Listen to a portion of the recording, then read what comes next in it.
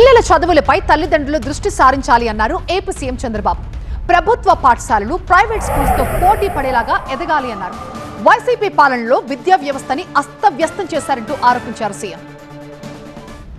నేను విద్యాశాఖే తీసుకుంటా, దీనివల్ల పిల్లల భవిష్యత్తు బాగా చేసే అవకాశం నాకు వస్తుందని ఏరి కోరి మనస్ఫూర్తిగా డిపార్ట్మెంట్ ఎంపిక చేసుకున్న వ్యక్తి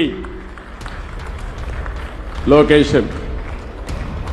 ఎందుకంటే నేను కూడా అనుకున్నాను, డిఫికల్ట్ డిపార్ట్మెంట్,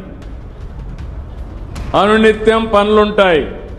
కానీ అతనికి ఉండే స్టాన్ఫోర్డ్ వరకు చదువుకున్నాడు కాబట్టి ఆయన చూస్తే ప్రతి ఒక్కరూ మేము కూడా చదువుకొని పైకి రావాలనే కోరిక కలుగుతుంది. దాన్ని ప్రేరేపించే విధంగా కార్యక్రమాలు చేయమని చెప్పి కూడా ఆయనకి చెప్పా.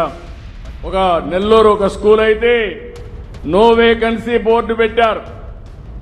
అందరూ అయిపోయింది, ఫుల్ మంచి క్వాలిటీ ఇస్తా ఉంటే అందరూ అక్కడికి వెళ్తే వాళ్ళు క్లియర్గా పెట్టుకుని ఇంకా నో కాలేజ్ స్టూడెంట్ మొత్తం వేకెన్సీ అని మొత్తం చేసే పరిస్థితికి వచ్చారు.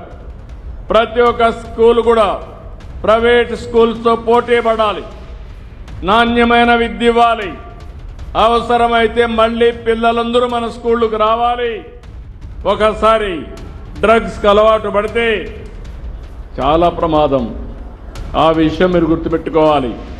నేను ఒకటే హామీ ఇస్తున్నా, ఎవడైనా సరే డ్రగ్స్ అమ్మినా, గంజాయి పండించినా, గంజాయి అమ్మినా అదే చివరి రోజు మీకు గుర్తుపెట్టుకోమని హెచ్చరిస్తున్నా. మా పిల్లల భవిష్యత్తు ఆడుకోవద్దండి.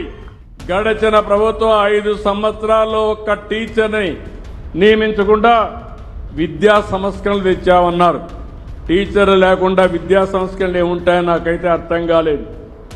రెండవది, సమయం అంతా వేస్ట్ చేశారు. ఇంగ్లీష్ మీడియం పెట్టామన్నారు. మీరు ఇంగ్లీష్ మీడియం పెట్టడం ఏంటి? ఎప్పటి నుంచో ఉంది.